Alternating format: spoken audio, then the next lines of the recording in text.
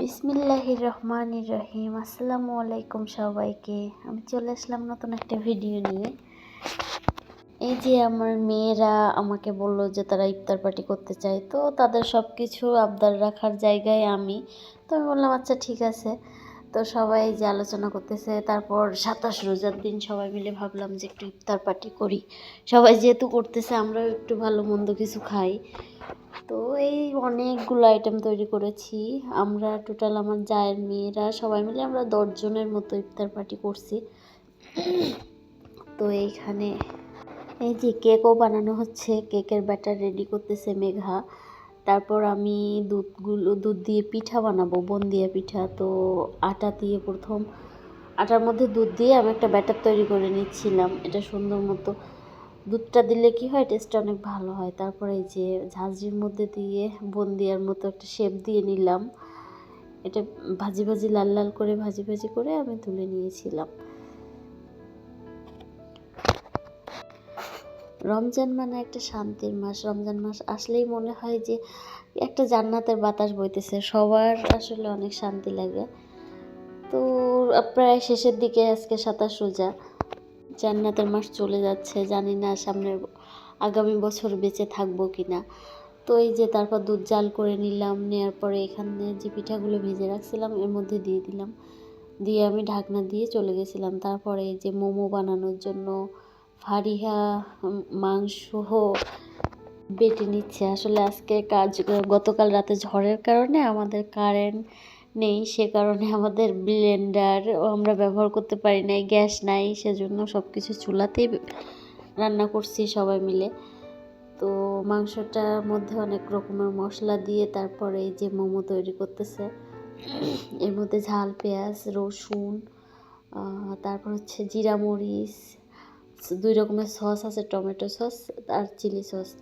তারপর সবগুলো একসাথে করে এই যে মোমো তৈরি করে নিয়েছে অনেকগুলো। ওরা একজন এক একটা আইটেম করেছি আমরা সবাই মিলে। আসলে কাজ করলে কষ্টটা অনেক কম হয়, একা এতগুলো কাজ করাটা কারোর পক্ষেই পসিবল না। আমরা সবাই মিলেই সারাদিন সকাল থেকে সন্ধ্যা পর্যন্ত সবাই মিলে কাজ করছি।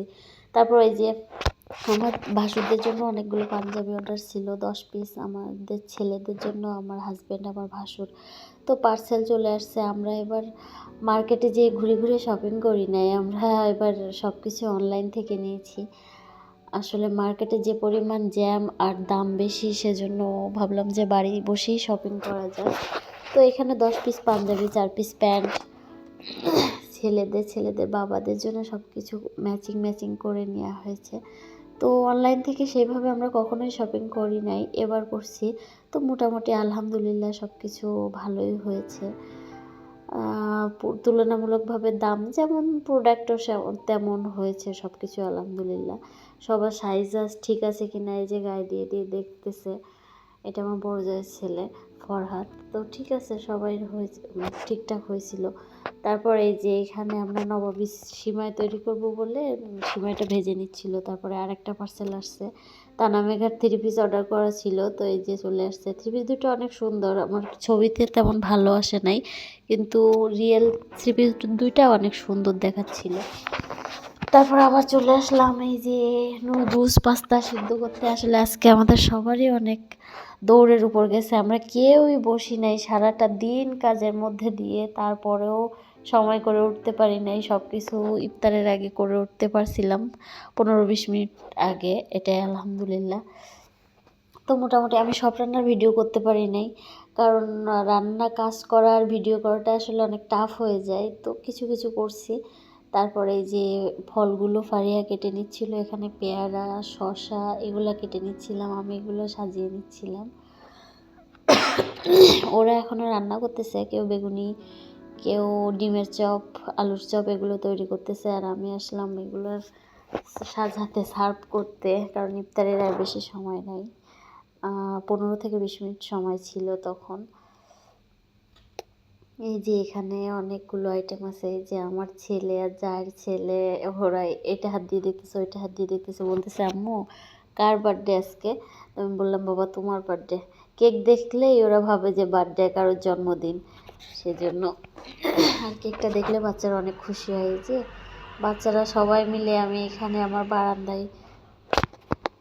বারান্দায় বেডশিট পাতিয়ে দিয়েছি। তারপরে এর উপরে সবাই মিলে আমরা নিয়ে আসতেছিলাম একের পর এক। সবাই অনেক ব্যস্ততার মধ্যে দিয়ে যাচ্ছিল। এই যে সবাই হাতে হাতে কাজ করে দিচ্ছিলাম।